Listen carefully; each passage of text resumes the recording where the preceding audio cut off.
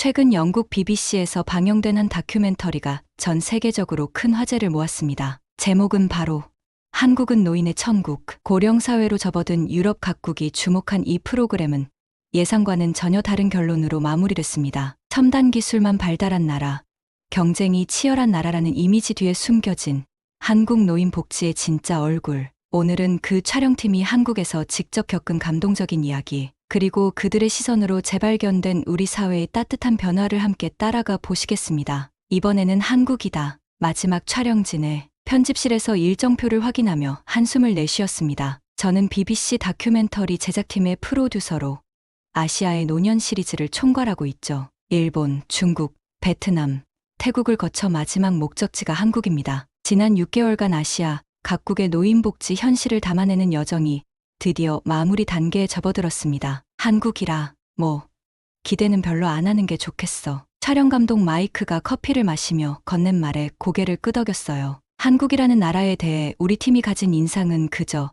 기술만 빠른 나라였거든요. 늘 바쁘게 움직이고 효율과 성과를 중시하는 사회, 그런 곳에서 노인들의 삶이 얼마나 존중받을까 하는 의문이 들었습니다. 여긴 그냥 기술만 빠른 나라잖아. 인간적인 복지는 기대 말자고. 회의실에서 마지막 기획 미팅을 하는 동안 제 머릿속엔 이미 한국편의 윤곽이 그려지고 있었어요. 고령화 사회에 접어든 한국, 빠른 경제 성장과 달리 소외된 노인들, 그리고 노인 자살률 세계 1위라는 통계, 이런 이야기를 통해 아시아의 노년 시리즈를 강렬하게 마무리하려 했습니다. 일정은 2주일, 서울에서 시작해서 지방 소도시까지 훑을 거야. 특히 도시와 농촌의 격차, 그리고 노인 빈곤 문제에 초점을 맞춰보자. 스태프들에게 지시를 내리면서도 마음 한구석이 불편했습니다. 이미 결론을 정해놓고 그에 맞는 증거만 찾으려는 건 아닌지. 하지만 그간의 자료 조사와 전문가 인터뷰는 분명 한국의 노인 복지가 발전 속도에 비해 미흡하다는 점을 가리키고 있었어요. 비행기 티켓을 확인하며 노트북을 닫았습니다. 다음 날 아침 일찍 인천공항에 도착할 예정이었죠. 짐을 싸면서 한국 취재에 필요한 장비와 자료들을 점검했어요. 그리고 임시 제목을 메모장에 적었습니다. 동아시아에 가면 노인의 현실. 꽤 그럴듯하네. 서울행 비행기 안에서 이전에 방문했던 나라들의 영상을 다시 확인했습니다. 일본의 고도화된 노인 케어 시스템, 중국의 대규모 양로원, 베트남과 태국의 가족 중심 돌봄 문화, 이 모든 것이 한국과 어떻게 비교될지 궁금했어요. 하지만 내심 한국에서는 큰 기대를 하지 않았다는 게 솔직한 심정이었습니다. 비행기가 서서히 하늘로 올라가는 동안 저는 창밖을 바라보며 생각했습니다. 한국은 과연 어떤 모습일까? 기술의 발전 속에서 노인들은 어떻게 살아가고 있을까? 이 질문에 대한 답을 찾기 위해 우리 팀은 서울을 향해 날아가고 있었습니다. 서울에 도착한 첫날, 도심 한복판의 시니어 커뮤니티 센터를 방문했습니다. 유리와 철골로 지어진 현대적인 건물은 제 예상과 달랐어요. 우리가 방문했던 다른 아시아 국가들의 노인복지 시설은 대부분 소박하고 아담했거든요. 여기가 노인복지센터 맞나요? 통역사에게 물었더니 웃으며 고개를 끄덕였습니다. 로비에 들어서자 최신식 무인 자동화 시스템이 눈에 들어왔어요. 키오스크에서 노인들이 프로그램을 예약하고 출석 체크를 하는 모습이 보였습니다. 한쪽에선 VR 헤드셋을 쓰고 운동하는 할머니들이 있었고, 다른 쪽에선 AI 체력 진단 기계 앞에 줄을 서 있는 할아버지들이 눈에 띄었죠. 이건 그냥 기계에 의존하는 쇼일 뿐이야. 마이크가 카메라를 들며 시큰둥하게 말했습니다. 저도 동의했어요. 첨단 기술은 인상적이었지만 정작 노인들과 직원들 사이에 따뜻한 교류는 보이지 않았거든요. 모든 것이 효율적으로 움직이는 듯했지만 어딘가 차갑고 기계적인 느낌이 들었습니다. 이게 바로 한국식 노인복지인가 봐요. 기술은 좋지만 인간미가 없네요. 제가 중얼거렸던 말을 카메라가 담았을 겁니다. 우리는 센터 안을 둘러보며 더 많은 장면을 촬영했어요. 태블릿으로 게임을 하는 노인들, 로봇과 대화하는 할머니, 자동화된 건강 체크 시스템, 모든 것이 인상적이었지만 어딘가 공허했습니다. 점심시간이 되자 식당으로 향했어요. 역시나 무인 배식 시스템이 갖춰져 있었습니다. 노인들은 자신의 건강 상태에 맞게 프로그래밍된 식단을 받아가고 있었죠. 영양학적으로는 완벽해 보였지만 함께 식사하는 즐거움은 찾아보기 어려웠어요. 이거 봐. 다 각자 먹고 있잖아. 대화도 없어. 식당 한쪽에서 촬영하면서 우리 팀은 서로 눈빛을 교환했습니다. 이런 모습은 이미 예상했던 것이었어요. 빠르게 발전한 나라, 효율성을 중시하는 문화, 그리고 그 속에서 점점 소외되는 노인들, 우리의 가설을 확인하는 듯했습니다. 그날 저녁 호텔로 돌아와 촬영한 영상을 검토했어요. 화면 속 한국의 노인복지센터는 첨단 기술로 가득 차 있었지만 정작 노인들의 표정은 공허해 보였습니다. 이것이 우리가 담아내야 할 한국의 노년이라고 생각했어요. 내일은 다른 센터도 방문해보자. 좀 더 전통적인 곳이 있을지도 모르겠어. 일정표를 확인하며 다음 날의 계획을 세웠습니다. 첫날의 관찰로는 부족했어요. 더 깊이 들어가 한국 노인들의 실제 삶을 들여다볼 필요가 있었습니다. 그러나 솔직히 말하자면 그때 제 마음속엔 이미 한국의 노인복지에 대한 실망감이 자리 잡고 있었습니다. 이튿날 아침 우리는 서울 외곽의 한 작은 동네로 향했습니다. 시내에서 조금 떨어진 이곳은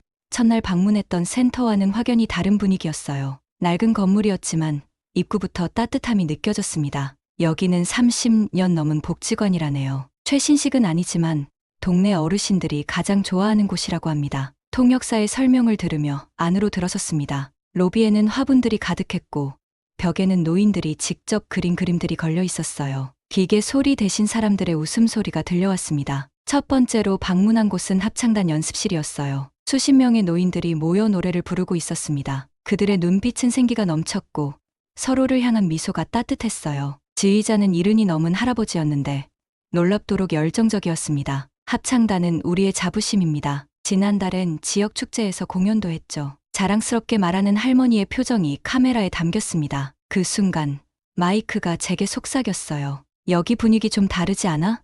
사람 냄새가 나는데? 고개를 끄덕이며 더 깊숙이 복지관을 탐색했습니다. 바리스타 수업이 진행되는 카페로 이동했어요. 10여 명의 노인들이 전문 강사의 지도 아래 에스프레소 머신을 다루고 있었습니다. 그들의 손놀림은 서툴렀지만 얼굴엔 진지함과 즐거움이 공존했어요. 이제 은퇴했는데 새로운 것을 배우니 삶이 다시 즐거워졌습니다. 가끔은 손주들에게 커피도 만들어주죠. 한 할아버지가 자신이 만든 카푸치노를 내밀며 웃었습니다. 그 웃음에서 자신감이 느껴졌어요. 저도 모르게 카메라를 내려놓고 그 커피를 한 모금 마셨습니다. 의외로 맛있었어요. 다음으로 디지털 문해교실을 방문했습니다. 노인들이 스마트폰과 태블릿을 배우는 곳이었어요. 그런데 특이한 점은 선생님이 대학생이 아니라 같은 노인들이라는 점이었습니다. 조금 더 일찍 디지털 기기에 익숙해진 어르신들이 또래 친구들을 가르치고 있었어요. 처음엔 무서웠어요. 기계라는 게 낯설어서. 하지만 같은 또래가 가르쳐주니 덜 부끄럽고 질문하기도 편하더라고요. 84세 할머니가 자신의 인스타그램 계정을 보여주며 말했습니다. 손자와 영상통화하는 법, 온라인으로 장 보는 법, 버스 도착 시간을 확인하는 법, 작은 기술들이 그들의 독립성을 키워주고 있었어요. 점심시간이 되자 식당으로 향했습니다. 첫날 방문했던 센터와 달리 이곳에선 노인들이 함께 밥을 먹으며 대화를 나누고 있었어요. 한쪽에선 노인들이 직접 반찬을 만들어 나누는 프로그램도 진행 중이었습니다. 이제야 사람답게 삽니다. 혼자가 아니니까요. 한 할머니의 말이 제 마음을 두드렸습니다. 그녀의 눈가에 주름이 깊게 패인 것을 보니 쉽지 않은 삶을 살아온 것 같았어요. 하지만 지금 그녀의 표정은 평온했습니다. 그날의 촬영을 마치고 호텔로 돌아오는 길, 우리 팀은 평소보다 조용했어요. 각자 생각에 잠겨 있었습니다. 첫날의 인상과는 완전히 다른 모습을 목격했거든요. 기술만 있는 것이 아니라 그 안에 사람의 온기가 함께하는 복지. 이것이 우리가 발견한 또 다른 한국의 모습이었습니다. 촬영본을 검토하면서 마이크가 물었어요.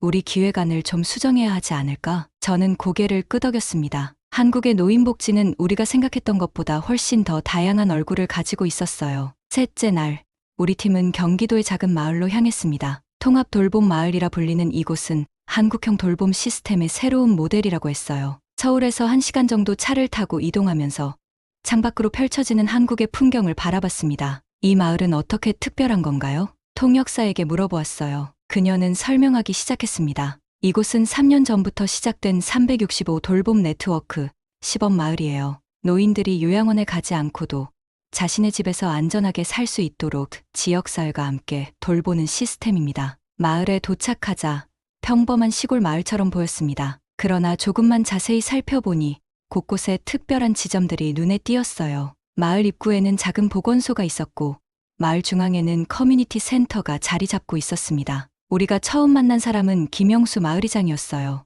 65세 이 남자는 마을의 돌봄 시스템을 자랑스럽게 설명했습니다. 우리 마을에는 100명 정도의 어르신들이 혼자 사세요. 그분들을 위해 마을 주민들과 행정기관, 의료기관이 하나로 연결된 네트워크를 만들었습니다. 김영수 씨를 따라 마을을 돌아보기 시작했어요. 첫 번째로 방문한 곳은 이른바 밥상 나눔터였습니다. 마을 주민들이 번갈아가며 음식을 준비해 혼자 사는 노인들과 함께 식사하는 공간이었죠. 그날은 10명 정도의 할머니들이 함께 점심을 먹고 있었습니다. 일주일에 3번 이렇게 함께 밥을 먹어요. 음식만 나누는 게 아니라 이야기도 나누고 서로의 안부도 확인하죠. 한 할머니가 말했어요. 그녀의 이름은 박순자 씨. 82의 나이에 혼자 살고 있었습니다. 남편은 10년 전에 돌아가셨고 자녀들은 모두 도시에서 일한다고 했어요. 혼자 살지만 외롭지 않아요. 매일 아침 8시에 마을 방송으로 건강체조가 나오면 창문을 열고 함께 운동합니다. 10시에는 방문간호사가 와서 혈압을 재고 약을 잘 먹었는지 확인하죠. 점심은 이렇게 함께 먹고 오후엔 커뮤니티 센터에서 프로그램에 참여하고요. 박순자 할머니의 하루 일과를 들으며 이 시스템이 얼마나 촘촘하게 짜여 있는지 느낄 수 있었습니다. 혼자 살지만 결코 혼자가 아닌 삶, 그것이 이 마을이 추구하는 방향이었어요. 다음으로 우리는 방문간호사 이미영 씨를 만났습니다. 그녀는 자전거를 타고 마을을 돌며 20명 정도의 노인들을 매일 방문한다고 했어요. 저는 단순히 건강만 체크하는 게 아니에요. 어르신들의 말벗이 되기도 하고 때로는 집안일을 도와드리기도 합니다. 무엇보다 중요한 건 어르신들이 자신의 집에서 존엄성을 지키며 살 수 있도록 돕는 거예요. 그녀의 말에서 진심이 느껴졌습니다. 이것은 단순한 직업이 아니라 사명감 같았어요. 가장 인상적이었던 것은 치매를 앓고 있는 최영호 할아버지의 집이었습니다. 그는 초기 치매 진단을 받았지만 여전히 자신의 집에서 살고 있었어요. 그의 집에는 특별한 장치들이 설치되어 있었습니다. 이건 스마트 가스밸브예요. 할아버지가 가스를 켜놓고 잊어버리면 자동으로 차단됩니다. 약통에는 시간이 되면 알람이 울리고 문에는 센서가 있어서 밤에 밖으로 나가면 마을 센터에 알림이 가요. 기술이 인간의 돌봄을 대체하는 것이 아니라 보조하고 있었습니다. 마을 주민들의 관심과 기술의 융합, 그리고 행정기관의 지원, 이 삼박자가 어우러져 하나의 유기적인 시스템을 이루고 있었어요. 마을 커뮤니티 센터의 관장님은 이렇게 말했습니다. 우린 이걸 단순히 복지라고 생각하지 않아요. 어르신들이 오랫동안 살아온 자신의 터전에서 존엄성을 유지하며 살아갈 권리를 지켜드리는 것뿐이죠. 그 말에 촬영 감독 마이크가 카메라를 잠시 내려놓고 말했어요. 우린 이걸 사회적 효율이라 부르지만 한국은 사람을 남긴다고 하네요. 그의 눈빛이 달라져 있었습니다. 처음 한국에 왔을 때의 냉소적인 시선은 사라지고 무언가를 깨달은 듯한 표정이었어요. 돌아오는 차 안에서 우리 팀은 오늘 본 것들에 대해 열띤 토론을 벌였습니다. 첫날의 첨단 센터와는 다른 방식이지만 어쩌면 더 진정한 돌봄의 모습을 본 것 같았어요. 기술과 인간적 교류가 적절히 조화를 이루는 한국형 돌봄 시스템. 이것이 우리가 발견한 새로운 이야기였습니다. 호텔 로비에서 마이크가 제게 말했어요. 우리가 처음에 가졌던 편견이 있었던 것 같아. 한국의 노인복지는 생각보다 훨씬 복잡하고 다양한 층위를 가지고 있어. 고개를 끄덕이며 오늘의 촬영 일정을 마무리했습니다. 한국에 대한 우리의 이해는 점점 깊어지고 있었어요. 넷째 날 아침, 예상치 못한 일이 벌어졌습니다. 제작팀장인 제가 갑자기 현기증을 느끼며 쓰러진 것이었어요. 10년 전부터 앓고 있던 당뇨병 때문이었습니다. 해외 촬영 중 무리한 일정과 불규칙한 식사가 결국 건강에 영향을 미친 것이었죠. 괜찮으세요? 병원에 가야 할 것 같은데요. 통역사가 걱정스럽게 물었지만 저는 촬영 일정을 생각하며 괜찮다고 고집했어요. 하지만 상태는 점점 나빠졌고 결국 인근 보건소로 향하게 되었습니다. 보건소에 도착하자마자 간호사들이 신속하게 대응했어요. 혈당 체크, 간단한 처치, 그리고 상태 확인 후 인근 병원으로의 연계까지 모든 과정이 놀라울 정도로 빠르고 효율적이었습니다. 이분은 외국인이시니 통역이 필요하겠네요. 그리고 숙소에서 지내실 텐데 당분간 혼자 계시면 위험할 수 있어요. 긴급 돌봄 서비스를 연결해 드릴게요. 간호사의 말에 고개를 끄덕였어요. 그리고 얼마 지나지 않아 병원에서 진료를 받고 호텔로 돌아왔습니다. 그런데 놀랍게도 호텔에는 이미 지역 복지사와 간호사가 와 있었어요. 안녕하세요.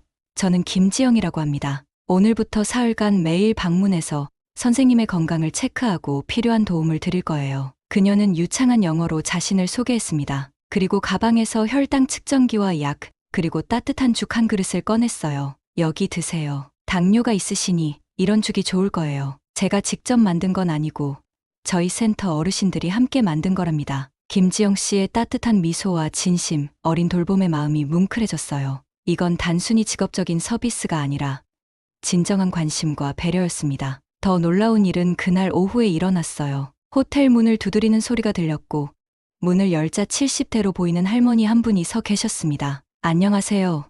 저는 이옥순이라고 해요. 복지센터에서 외국인 분이 아프다고 해서 이것 좀 가져왔어요. 그녀의 손에는 작은 도시락 통이 들려 있었습니다. 통역사를 통해 대화를 나누니 그분은 어제 우리가 방문했던 복지관의 합창단원이셨어요. 우리가 촬영하러 왔다가 제가 아프다는 소식을 듣고 직접 음식을 준비해 가져오신 것이었습니다. 멀리서 온 손님이 아프다고 하니 걱정됐어요. 우리나라에 대한 좋은 기억을 가져가셨으면 해서요. 이옥순 할머니가 건네준 도시락을 열어보니 정성스럽게 준비한 한국 음식들이 담겨 있었어요. 잠시 말을 잇지 못했습니다. 낯선 나라에서 그것도 단 하루 만났던 사람에게 이런 따뜻한 마음을 전해주다니 고맙습니다. 정말 감동이에요. 간신히 말을 꺼냈습니다. 이옥순 할머니는 수줍게 웃으며 말했어요. 별것 아니에요. 사람이 살다 보면 아플 수도 있는 거지. 서로 돕고 살아야죠. 그날 밤 갑작스러운 병마와 낯선 환경에서의 불안함이 사라지고 따뜻한 안도감이 밀려왔어요. 눈가에 눈물이 맺히며 불쑥 말이 튀어나왔습니다.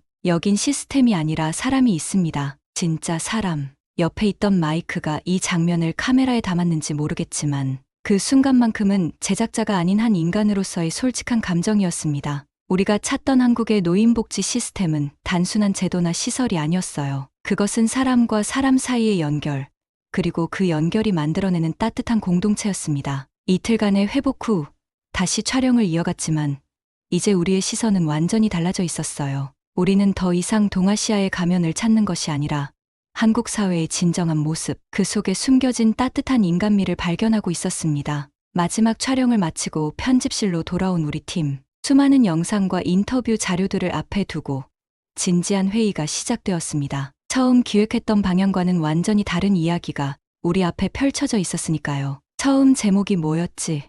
동아시아에 가면 노인의 현실이었나? 마이크가 물었어요. 저는 고개를 끄덕이며 노트북을 열었습니다. 한국 방문 전에 작성했던 기획안을 다시 살펴보았어요. 얼마나 많은 편견과 선입견이 있었는지 새삼 깨달았습니다. 이 제목으로는 안 되겠어. 우리가 본 건 가면이 아니라 진실이었으니까. 편집자 사라가 말했습니다. 그녀는 지난 일주일간의 영상을 빠르게 스크롤하며 계속 이야기했어요. 한국에서 우리가 발견한 건 표면적인 기술 발전만이 아니었어. 그 안에 숨겨진 인간적인 연결, 공동체 의식, 그리고 노인들을 존중하는 새로운 방식의 돌봄이었잖아. 모두가 동의했습니다. 우리는 처음 계획과는 다른 방향으로 다큐멘터리를 재구성하기로 했어요. 기존의 비판적 시각에서 벗어나 한국의 노인복지가 가진 다양한 측면과 진정성을 담아내기로 했습니다. 새 제목을 뭐로 할까? 뭔가 강렬하면서도 우리가 발견한 진실을 담을 수 있는 여러 제안이 오갔어요. 그러다 문득 제가 병실에서 했던 말이 생각났습니다. 한국은 노인의 천국 어떨까요? 처음엔 다들 놀란 표정이었습니다. 천국이라는 단어가 너무 과장된 것 아닌가 하는 의문이 있었죠. 하지만 곧 모두가 그 의미를 이해했어요. 천국이란 꼭 완벽한 곳을 의미하는 건 아니야. 문제가 없는 곳이 아니라 문제가 있어도 함께 해결해 나가는 공동체, 서로를 돌보고 존중하는 곳. 그런 의미에서 한국이 보여준 모습은 분명 천국의 한 형태였어. 사라의 말에 모두가 공감했습니다. 그리고 부제는 노인이 다시 사람이 되는 곳으로 정했어요. 이것이 우리가 한국에서 발견한 가장 중요한 메시지였으니까요. 편집 작업은 예상보다 오래 걸렸습니다. 우리가 담아내려는 이야기가 단순한 비판이나 칭찬이 아니라 복잡하고 다층적인 현실이었기 때문이었어요. 첨단 기술센터부터 통합 돌봄 마을까지 다양한 모습의 한국 노인복지, 그리고 그 속에서 발견한 인간적 연결과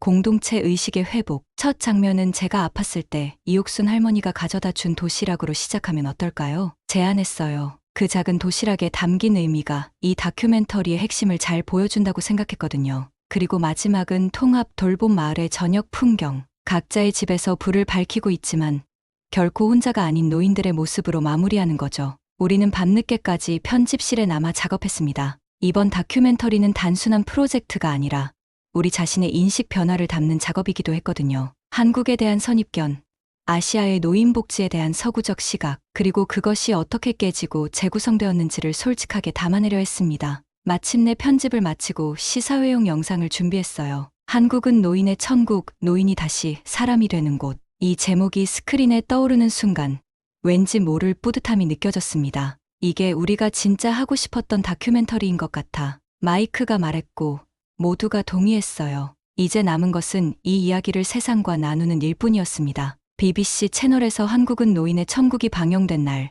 저는 긴장된 마음으로 첫 반응을 기다렸습니다. 이 다큐멘터리는 아시아 시리즈의 마지막 편이자 가장 많은 변화를 겪은 작품이었으니까요. 원래 계획과는 전혀 다른 방향으로 완성된 이 다큐가 시청자들에게 어떻게 받아들여질지 궁금했어요. 방영 다음 날 아침, 제 이메일은 폭주하고 있었습니다. BBC 온라인 포럼에는 수천 개의 댓글이 달렸고 소셜미디어에서는 관련 해시태그가 트렌드에 올랐어요. 예상치 못한 반응이었습니다. 한국의 노인복지 시스템이 우리가 배워야 할 점이 많다는 것을 알게 되었습니다. 특히 기술과 인간적 접촉의 균형이 인상적이었어요. 내 할머니는 요양원에서 지내시는데 이 다큐를 보고 울었습니다. 우리 사회가 노인들을 어떻게 대하는지 다시 생각하게 되었어요. 정부 관계자들이 반드시 봐야 할 프로그램입니다. 영국의 노인복지 정책을 재고해야 합니다. 댓글들을 읽으며 가슴이 뭉클해졌어요. 우리의 다큐멘터리가 단순한 정보 전달을 넘어 사람들의 인식과 감정에 영향을 미치고 있었습니다.